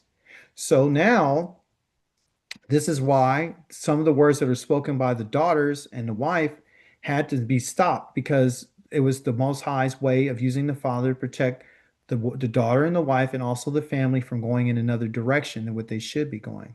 Okay. Because our words change the course of action or change the direction that we're going. Words can move you. Okay. That's why the Hebrew language is so important, because if you don't understand his language, someone can come and tell you a word and then it will turn you and make you go in a certain direction. Okay. Like the word God. So you think this word right here is talking about Yahweh. So now you say God. Everything is saying God, or you say Lord. So you think you're talking about the same one. No, it's not. And I hold a couple of different people that are on live and they know who they are. They use the word God and Lord, and they're still causing people to be turned in a different direction. You have to call, the Most High by his name, and you have to say the words that he said, the words that he says, because the words are binding. They're like decrees that are being spoken. You understand? So there's all these ideas. We got frequency, we got cult, we got decrees, we got, laws, we got all this kind of stuff. We got prison, we got the yoke, we got the oxen, we got a ruler, right? So here's another thing. To rule, you need to be a ruler, okay? And a ruler is someone who can turn someone's head, like the ox, how the ox head is turned to go in the direction that person wants them to go in. The ruler or the teacher has to be able to say words that can change and turn the people to the direction that he wants them to go. Do you understand? See? So, if the young women are not listening, are not there to even hear the words of the ruler, then someone else will come and speak words to them, which will probably not be Yahweh's words, and it would change and turn the direction that they're going, and then they're going to be in trouble. And then by the time they get into their marriages, they're not going to be ready to be of use or service to their husband, and their husband is going to divorce them. It's very simple. It's not hard. That's what's going to happen. So the Most High is telling us, because when you were young, You listened to me. You loved me and everything, and something went bad. So the only thing that could have went bad is that the children of Israel lied and said, hey, we're going to do this, and they really didn't want to. They just said it because it was out of convenience. They didn't understand what it really meant to be complete, to be a vessel, to be used, and to literally be a wife. They didn't understand that. They still wanted to do what they wanted to do. They still want to listen to other people. You understand? So the bottom line here is that our words is what imprisons us. And it's the words that we spoke a long time ago that the Most High is not going to allow you and I to get away with it.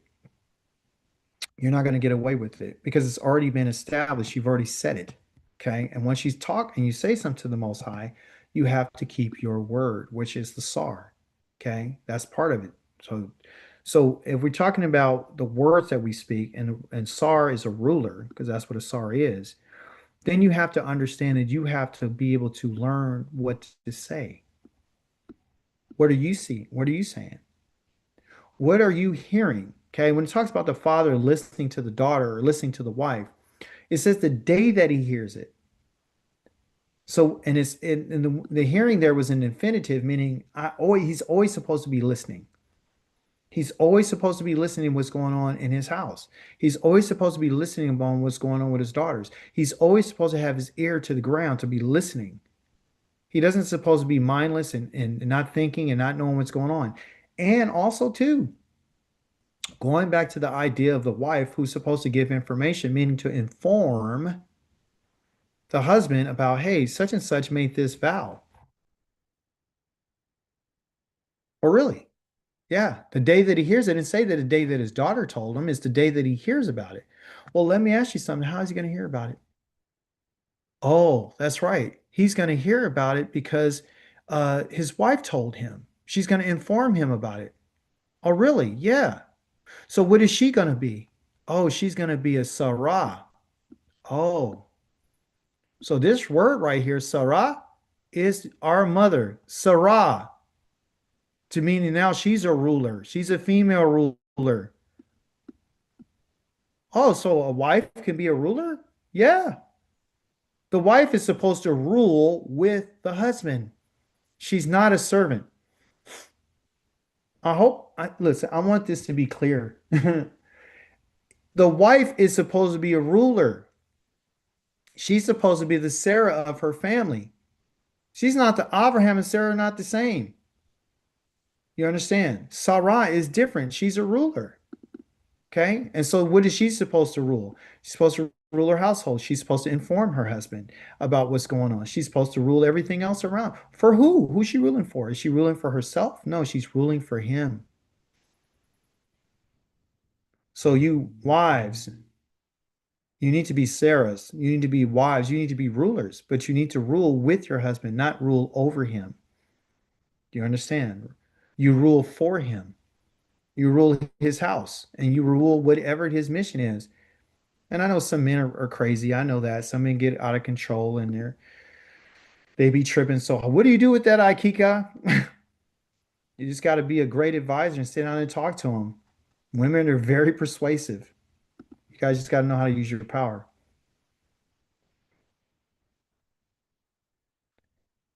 Matot of the obstinate. Now we don't have the feminine singular. We have the matot and the masculine plural. Now I'm gonna tie it all up for us. Okay, so the matot is the tribes of the obstinate. And who are the obstinate? Well, again, it's the masculine plural. What's their frequency? Their frequency is this. Well, you have here this word called avoteka, and avoteka is a father, meaning your father. Okay, the father's job again is to bring about refinement, again through his observation of the family. He's supposed to be the disciplinarian. He is supposed to be the master. He's supposed to be the one who's the ruler over the whole entire household. He's supposed to be the governor of the whole entire household. He's supposed to be the protector of the whole entire household. He's supposed to be the teacher of the whole entire household. Brothers, you cannot have a woman expect her to rule properly if you don't teach her how to rule. And if you haven't shown her and demonstrated that you're worthy, you might have that position. But again, you have to have information so she can go off of it. If she's not, if she's not seeing any type of pattern from you that demands you of what you're demanding from her, then you have a problem because the very thing that we demand from our wives is the very thing that the Most High is demanding from us. That's the thing, that's the order. So, whatever it is that we're expecting from our wives about commitment and being informative and being ready to execute and ready to do all these types of things. So, Israel's Yahweh's bride. So, the man is supposed to be of that same mindset because he still has a feminine soul. So, ladies, you're not alone in this. You're just not the one who's supposed to go directly to the Most High. You're not. When the Most High is talking about the house of Israel, he's talking about the sons of Israel and everything that belongs to them. Okay. So the father is the refiner. For what? Refine what was refinement for is to bring out the best, is to take the gold and the silver and the jewels and to put them under the fire and to test them and to make sure that they're going to be refined and there's purity there. Okay. The ancestors literally are the blueprint. They give us a blueprint of what it's supposed to be. So if the blueprint is messed up, I don't know if any of you guys are familiar with blueprints, but I am. In blueprints, you have all these different areas in which you have your electrical, you have um, your uh, your water, your hydration, you have your plumbing, you have your architecture plans, you have your schematics, you have your outside plans, all these different things. I'm looking for the right term. You have all these specifications. Okay. So basically, the ancestors are the ones who lay down the blueprint. Okay.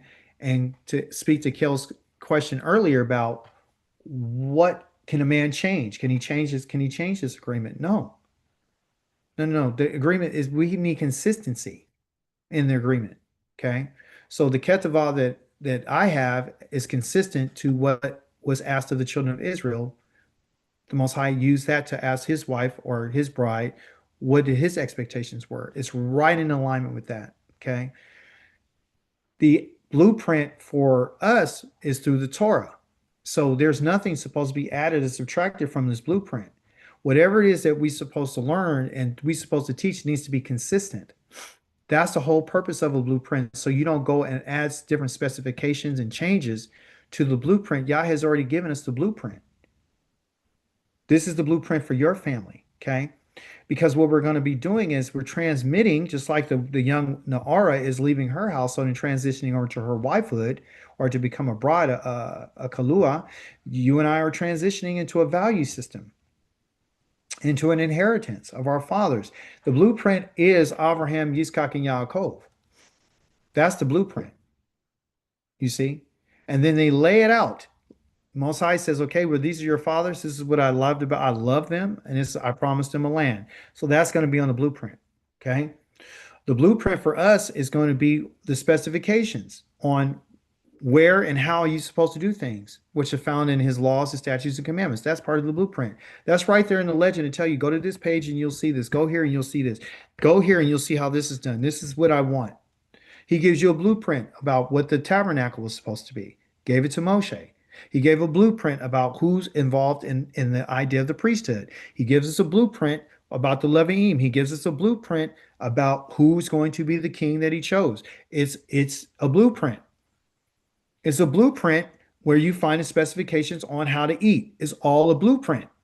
That blueprint is supposed to be transmitted from the fathers unto the following generation, to the sons. The sons are supposed to pass that on to their sons and their sons and their sons and their sons.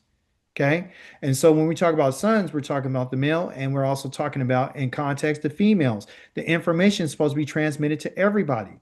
This is the reason why the Most High said to both the male and the female, the husband and the wife, and the little ones and the children, all male and female, old and young, are supposed to come and hear the words of the Torah so they would learn what to do and what was expected of them.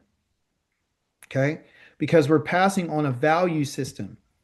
So I'll give you the blueprint, and I'm also passing on this value system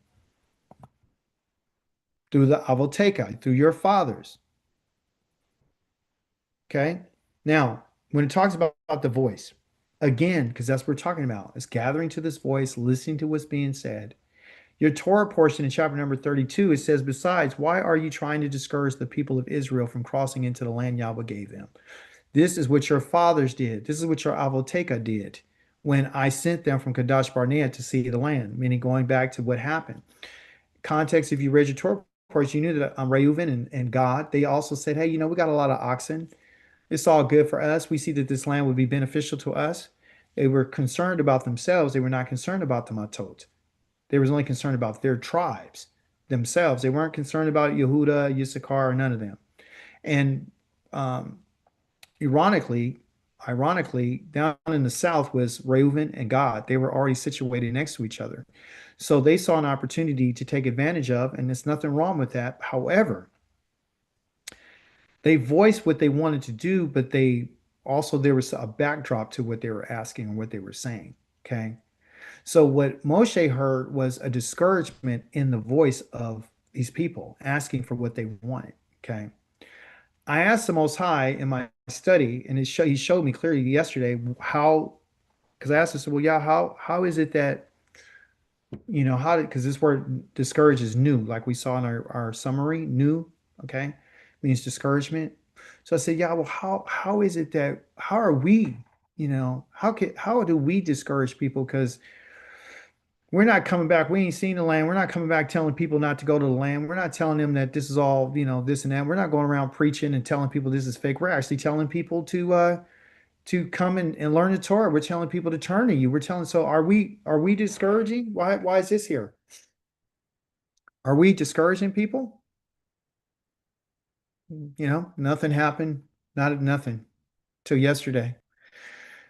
I found that the discouragement um, from us is something that will continue on and is generational. Okay. People have been discouraging Israel and the tribes and the people and the males and the women and the fathers and the mothers and the children have all been discouraged based on how the children of Israel have acted and how they've been, responding to the Most High. Okay. It says, so again, I will state my case against you, says Yahweh, and state it against your grandchildren too. I put this in here because I found this in Jeremiah chapter number 2, which is our Haftarah. And it made me think about, okay, well, what's going on generationally? What is it, right? Like you passing on information, the father's helping the daughter to pass it to the next generation. So she would become a mother and she would understand why the father's saying what he's saying because she went under the same type of teaching. What is it that where you're trying to show us, Yah? What are you trying to get us to see? What are you trying to get us to learn from our fathers? How is it that we're discouraging people? Based on the discouragement that they did earlier to their fathers did that's been passed on generation to generation, the Most High had ultimately made a decision for none of them who are the age of 20 or up to go, who came out of Egypt to even go into the land that he swore to Abraham, Yitzchak, and Yaakov. And then he said the reason why was because they haven't followed me unreservedly. And then he mentions Caleb and the son of Euphune, the Kizanai, and Yehoshua, the son of Nun, because they have followed me wholeheartedly, unreservedly, excuse me. So the idea behind the discouragement is found in the idea of following. That's the key because it says because they haven't followed me unreservedly. So the discouragement is having to do with follow. That's what it is. It's not just okay, listen to me carefully. Words can be spoken, but words are literally segments of, different words that they put together to make sentences. But your words are not only the things that you say, but the words can actually be played out or lived out where you can actually see what someone's saying. You know that term, you see what I'm saying? You can see what I'm saying by seeing what I'm doing. Okay. It says, because they have followed me, Yahweh, unreservedly. So we got the people who didn't follow him unreservedly, and we have the people who have followed him unreservedly. Okay. So some haven't and some have. The only ones who did was Caleb and Joshua, right? Yehoshua. So the idea behind us discouraging people came to me after reading this. And it's from this word called male. Okay. Male. Okay. Male. Okay. And what does male mean? And what is the discouragement? He said that they haven't, that word reservedly means fully, wholly. They haven't fully followed me. So when he's talking about fully following him, he's literally talking about, because it has to do with words, the words that they speak. Remember when Caleb and Joshua came back, they said things. They said, Yah can do what he said he's going to do. They say, yeah, the land is good. They were testifying to what Yahweh said. They were being witnesses. They were being valid witnesses. They were being honest witnesses. They were being truthful witnesses. So let me help us understand when he says that you guys are discouraged. And when he's talking to the children of Israel, he's saying, you guys have discouraged the people. And so I asked Yahweh, how are we discouraging the people? We're discouraging the people because we're not continuing in what Yahweh said. That's how we're discouraging people. We're not discouraging people by telling them, hey, keep the diet. You're not discouraging people. We discourage people when we try to change what Yahweh said. So even if we try, people try to keep the Torah and they say, well, I could keep this, but I'm going to do it this way versus what Yahweh said. That's discouraging the people. So when there's not a continuity, when there's not a continual word without a break in it, right? So for example, when Yah says something, we'll turn around and say, yeah, but that but that you just did, or the but that you said, was the breaking of the word. That was a breaking of the frequency. So in your picture, you see here this frequency and it's going up and down and up and down, and it's solid, right? And this has this whole thing, right? When you say but, and this is just say it's Shah's word, it's a frequency. When you say but, you're putting this right here. You broke the frequency. When a daughter said, I'm going to do something, the father said, he didn't say anything. He said, silence. He approved of the frequency. He liked it. He didn't say anything was wrong with it. But the moment he says no, what he did was he broke the frequency. So Yah will forgive her because the frequency was broke because her father disapproved. When a wife would say something and she's saying what she's going to do and this and this and that, and she said it when she was in her father's house and she gets married and the husband's heard it, the moment he heard, he said, nope, he can stop that frequency and she will be forgiven. When the Most High tells us something about what he's saying, like, hey, I want you to do this on Shabbat and I want you to do this on Sukkot and I want you to do this on this and that, okay, and we agree with it. Let it keep going. The moment that you say, yeah, but the moment the Most High said that, the moment Most High said, let me say something he said. Oh, the Most High said, the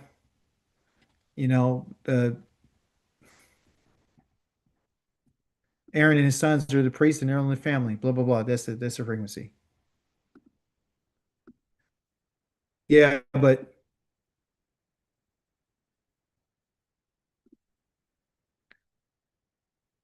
Yahweh said that the husband, you'll try to rule and reign over him, and he's going to rule you. Yeah, but Yahweh said that you're sinning against me while you're in the lands of your enemies, and I'm going to do this to you, and I'm going to do that to you, and I'm going to do this, and you're going to end up doing this. You're going to bring me offerings and sacrifices. Yeah, but Paul said,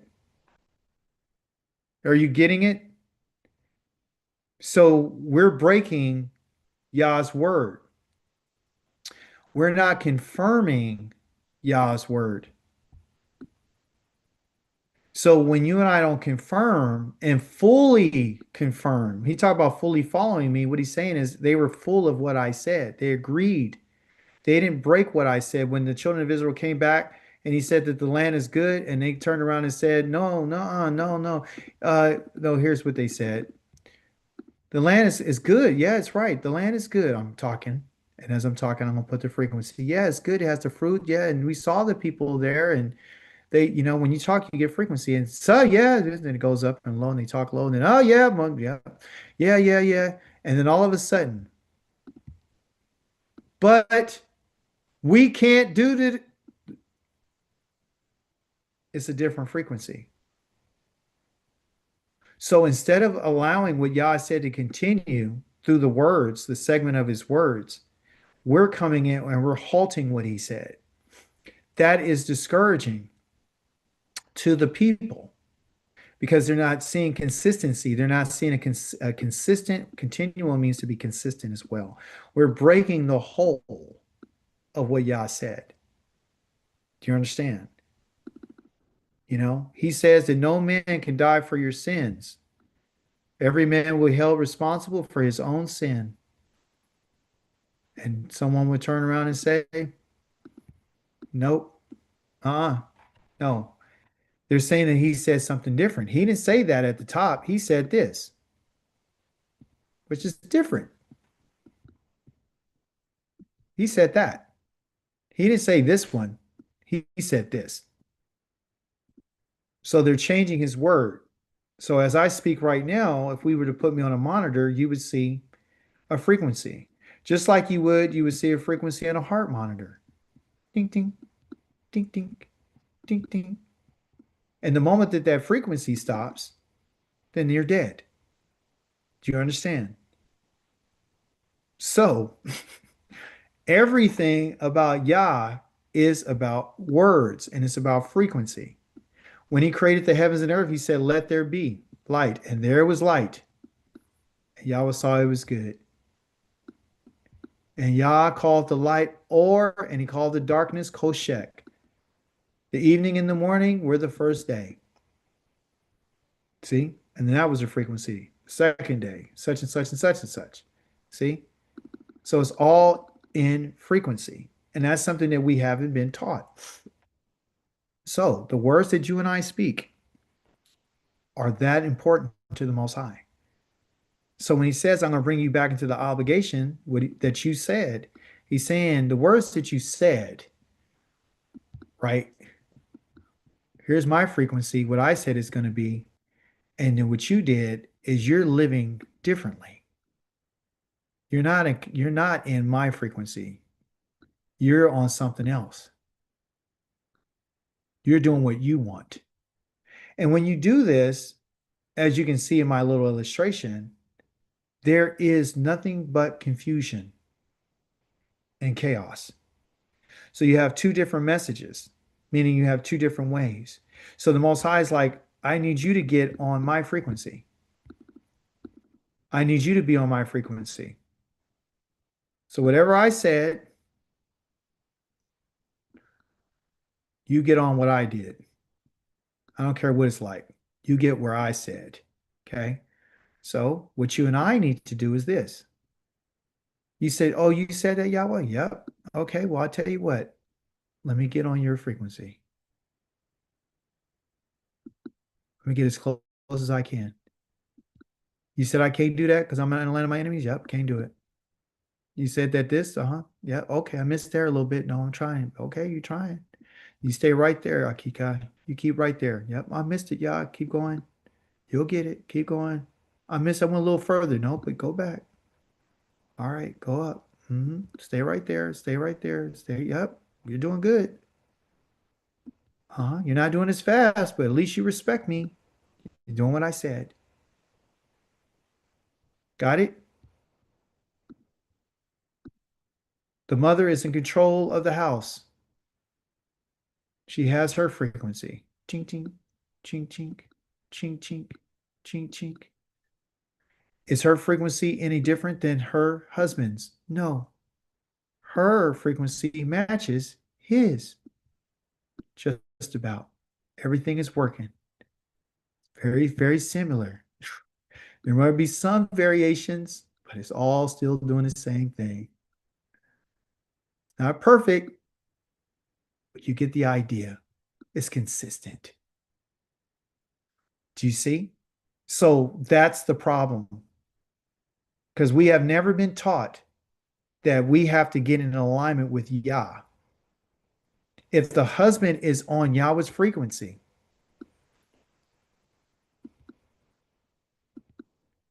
then he's doing well. If the wife is in Yahweh's frequency, doing well. If the daughter is on the frequency, oh, wait a second. Oh, it's the blueprint. Oh, it's the pattern. Oh, we're all doing the same thing. Oh, wait a minute. We got harmony. Oh, that's right. It's an orchestra. We're all different instruments, but we're all on the same frequency. You see? This is what we need to do. So understand today that we have to make these changes because the idea behind being with Yah is wholeheartedness. Wholeheartedness means that our minds are completely, we're whole. We want to say and do what you told us to do. We're whole with you. We're whole in our conversations. We're whole in the words that we're speaking. We're not trying to change what Yahweh said in any form or fashion. Do you understand? That's what this is about. Your weekly study schedule is listed below, but I do want to share with you in the last few moments about what I discovered in Psalms 116 to Halim, verses 17 through 19. Sometimes we read these and we say, oh, they're just words. I will offer a sacrifice of thanks to you and call on the name of Yahweh.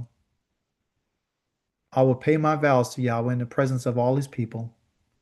In the courtyards of Yahweh's house, there in your very heart, Yerushalayim. Hallelujah.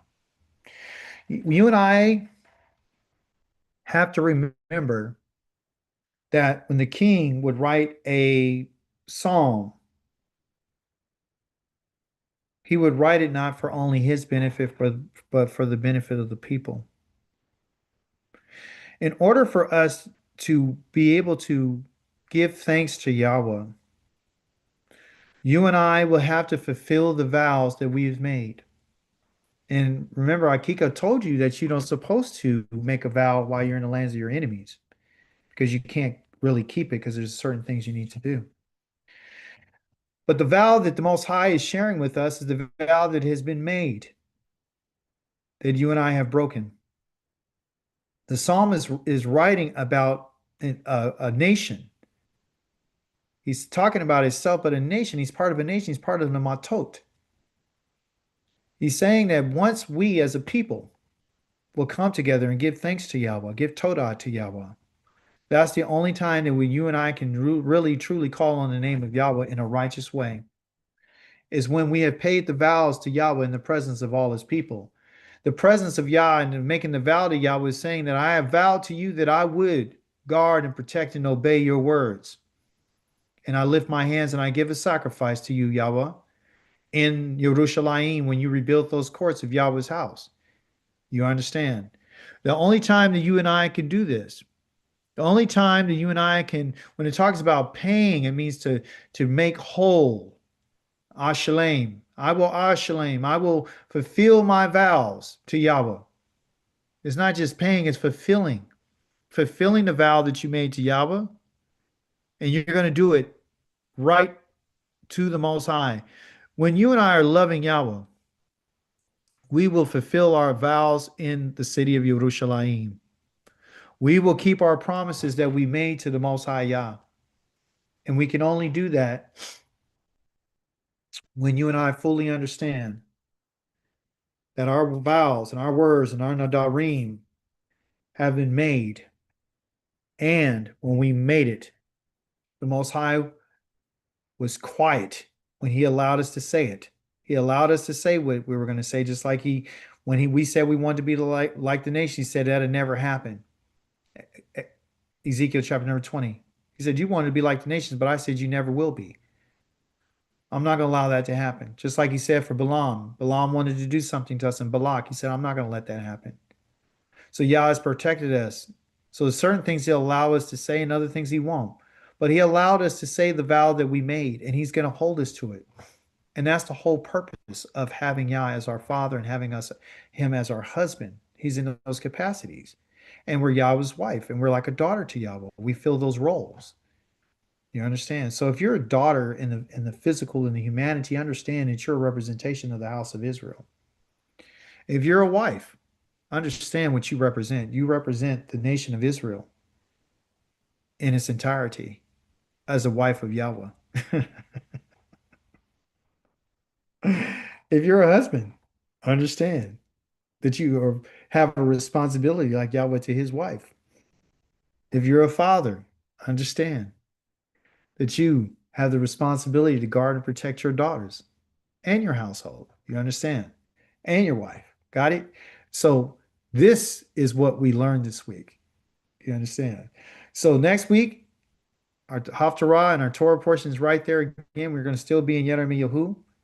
And we're going to do a little bit of overlapping there. But as you can see, chapters 4, 1 through 2, and chapter number 2, verse number 4 through 28, Tehillim, I only gave you a few of them. I only gave you like 15 of them. Because I realized that sometimes doing so much reading is just missing the whole purpose of reading, which is to study. We need to study this. We don't need to read it. We want to study. Okay. Study means learn, take out the time, and to figure out some things. Okay. Any questions before I let you go and put you into the game? The game that Rifqai asked for. Is any questions from anyone?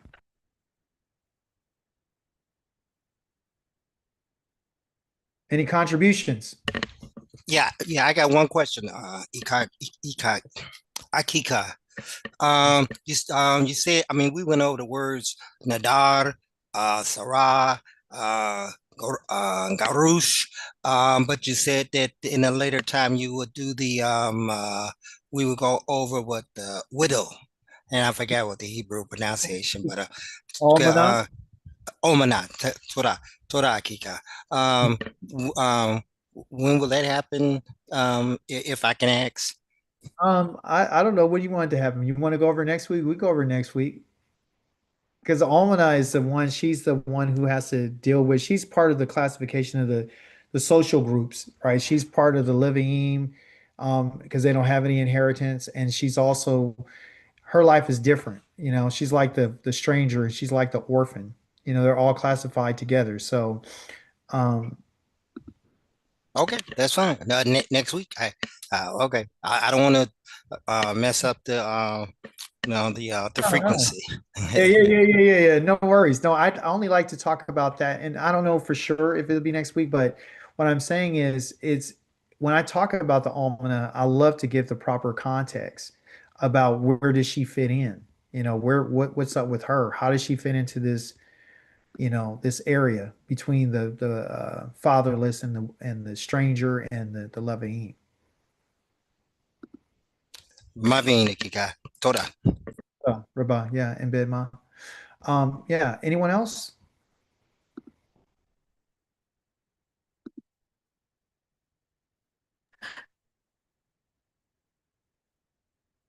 Yeah, I had a question, Akika. The from what I'm seeing, correct me if I'm wrong. Was the land that Reuben and Gad asking for, was that included inside the promise, or is that gonna be the inclusion in the new world to come? Because Yeah, go ahead. it was added. It was added. It was added. It was an addition. He said if they don't keep their promise, then they're going to come and have an inheritance with you. So it was added. So why? That's what I don't understand. Why would they even get anything if they didn't keep their promise? Period. Oh, well, they did. They kept their promise. They went to war with their brothers. Yeah. No. I know they did. I know that they did. But I'm saying, why would Moses say, if you don't keep your promise, then you will get a portion with the Israelites? Like, if they didn't keep their promise and did not send their men to fight, they should have had nothing. No, he Like, said that should have been. that would have went against the promise. You would have. Yes. It is I'm going to give you the land of your father. I promise your fathers. Yeah. Yeah. promised your fathers that I would give their descendants. So if he did not include them, then he would have broke his promise. So he's like, no, I'm not gonna break my promise. If they don't do the additional land was as a, you know, as a gift to them, right? And he said, if you guys don't come over and you don't do what you said, then you guys are going to come over here. But also too in Joshua, you find out that they almost went to war over that because they were like, hey, you know, if you guys don't come over, or or one time they didn't show up to something, they're like, hey, they're going against the Most High, let's go. And so they send messengers to them and say, hey, are you guys trying to act like you're not part of this? Because if you're not, we're coming over right now and we'll destroy you. So all the other tribes almost teamed up against everybody, Reuben and them. Yeah. So yeah, it's about inheritance rights, but yeah, he still gave it to him. Right. Yes, Kel. Hi, Akika. Yeah, this I just had a question. Doesn't have to do with the Torah portion this week, but I was just doing some research on my own this week, and I realized that, depending on um, how people are interpreting the Torah, like Christians, Muslims, and even we have a different understanding of how the Torah ends. Um, in your perspective, what would you say is like how the story ends in the Torah? Well, the story is, well, he tells us the beginning from the end, right? So the ending of the story for us is that Israel will populate the whole entire earth. We're going to rule the whole entire earth, and our Elohim will be our king, and we will be his people, and we're going to be designated as a royal priesthood to him, right? So we're all going to be different. Like for example, the relationship that the Kohanim had with Yahweh and the Levim had with the people will be what we're going to be to the world. That's what it's going to be like. Israel is going to be dispatched to all these different places, and they're going to populate because there won't be enough room for us because we're just going to grow and be as numerous as the stars of the heavens. And so once we come to this, we're going to populate the earth, and we're going to rule in righteousness, and we're going to rule in Yahweh's judgments, and the whole world at that time is going to be governed by the Most High. We are going to have our own personal land, which is our hub, where we go, and all the nations are going to.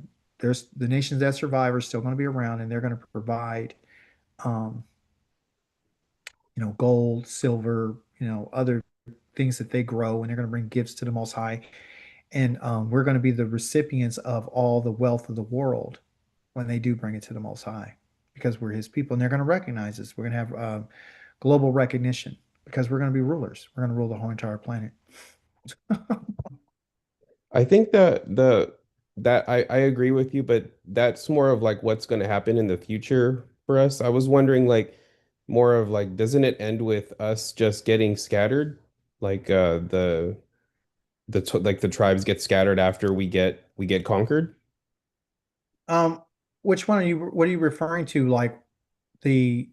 Are you talking about as it is right now, or are you? What's your time Yeah, frame? like because like the Christians are waiting for the, Christ to come back, and the Muslims are waiting for the person to show up, the first, like I guess, person to save them. And then we're here thinking that we're in exile, and then we're waiting for us to go back into the wilderness so we can get the second interpretation, I guess, of the new covenant that's supposed to be given to Israel. So that's where I'm aligning with, and I'm wondering, is that where you see it too, or Oh like yeah, as it is? I'm with you Yeah, 100%. So the idea of Yah coming, okay, so they're waiting for someone to crack the sky, right?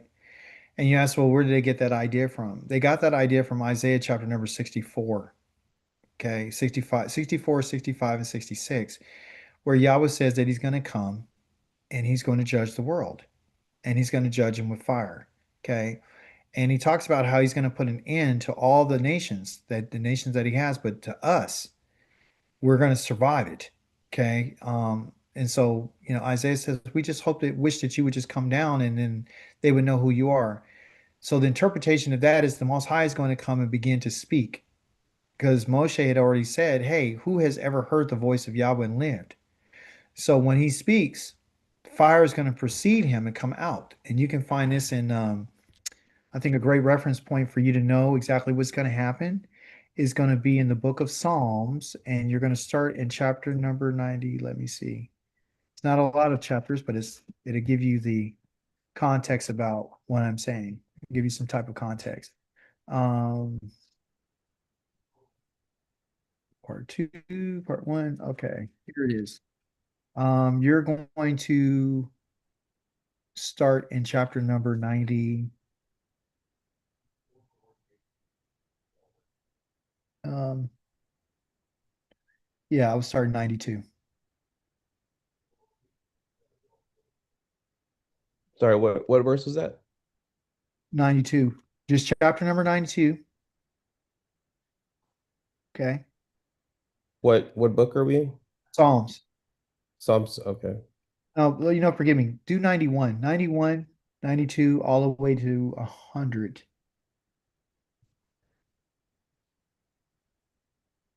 Yeah. 91 to 100. And that's going to give you, and you read it nice and slow, you're going to find out exactly what the judgment is going to be. You're going to find out exactly what's going to happen. You're going to find out what the nations are going to be doing. You're going to find out what Israel is going to be saying. So it's a precursor to what he's doing, what he's going to do. Okay. Yeah. Um, Also, I ran into this group. I've been knowing them for a while, but I never really tried to understand what they are. But I feel like they're kind of like taking the light away from who we really are. They call themselves the Hebrew Israelites. Have you known about this people? No, no. I don't know. There's a big group of people that are claiming to be Hebrew Israelites, but when they start to talk about what they believe,